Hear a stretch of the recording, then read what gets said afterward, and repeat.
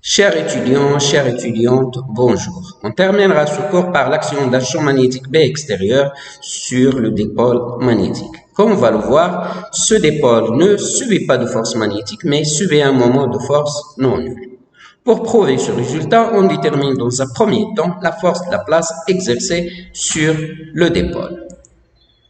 Considérons un dipôle magnétique de moment dipolaire petit m, de dimension très petite devant les distances où s'exercent ses effets, est placé dans un champ magnétique extérieur B. Appelons O le centre de la spire et D de L un élément de longueur situé en un point P de la spire. Cette spire est plongée dans un champ magnétique B extérieur, il va donc subir la force de la place dont l'expression est F égale à l'intégrale de I D de L produit vectoriel le champ magnétique B pour tous les points P appartenant à la spire.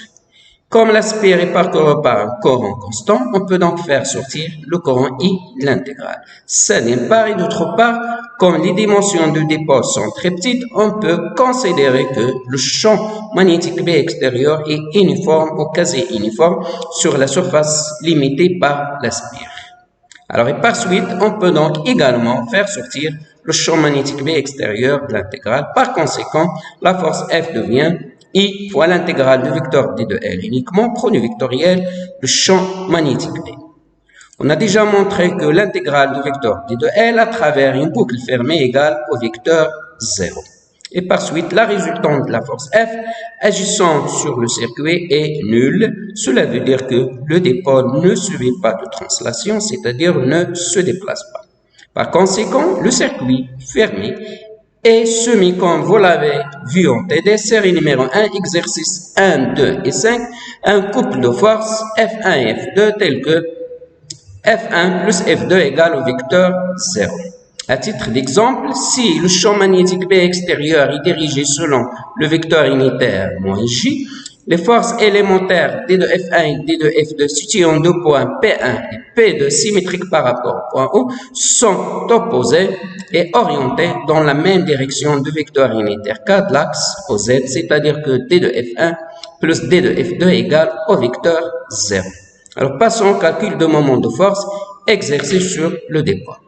Le moment de force au point O que subit l'élément D de L est D de moment de la force F au point O égale à O de P produit vectoriel D de F avec D de F égale à I D de L produit vectoriel champ magnétique B, la force élémentaire que subit l'élément D de L.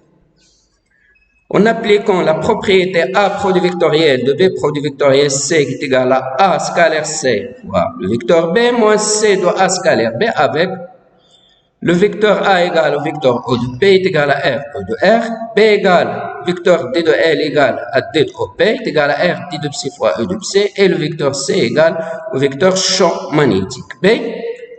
Le moment élémentaire de la force F au point O alors s'écrit I facteur de O de P scalaire le champ magnétique B D de OP moins le champ magnétique B de O de P scalaire D de OP.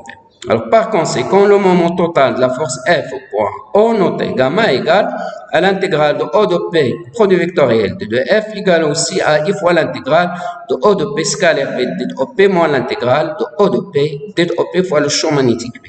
O de P est perpendiculaire à D de OP de fait que E de R est perpendiculaire à E de psi. Par suite, cette intégrale vaut 0 et par conséquent, le moment de la force F au point O se réduit à l'expression I fois l'intégrale de O de P scalaire, le champ magnétique B de O de P.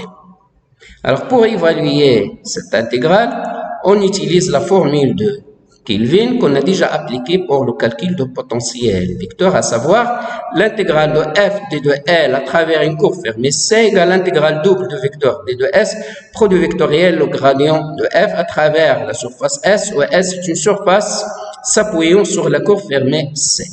Pour appliquer cette formule, on pose F est égal à O de P scalaire B.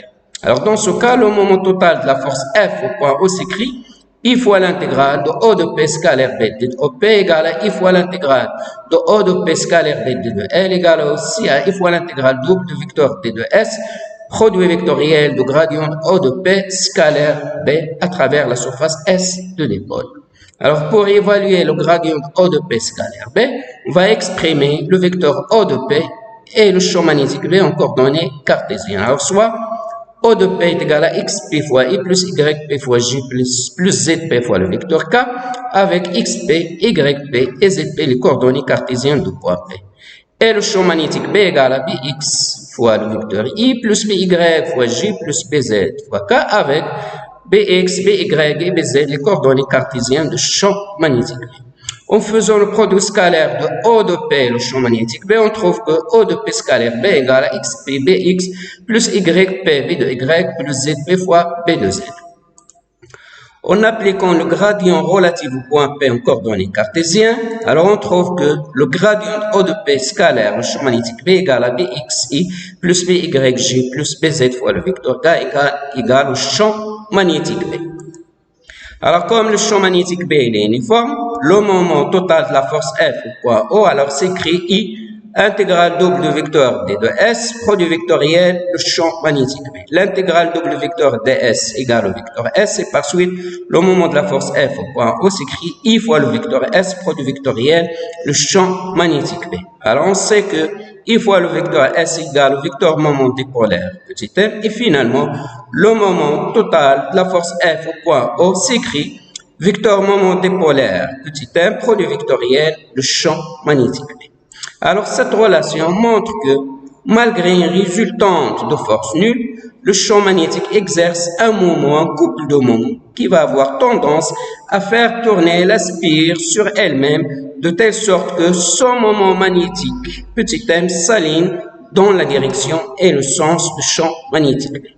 Alors, autrement dit, si un dipôle magnétique est plongé dans un champ magnétique B extérieur uniforme ou quasi uniforme, ce dipôle ne se déplace pas, mais suit une rotation de telle manière que son moment magnétique dipolaire s'oriente dans la même direction et le même sens du champ magnétique B.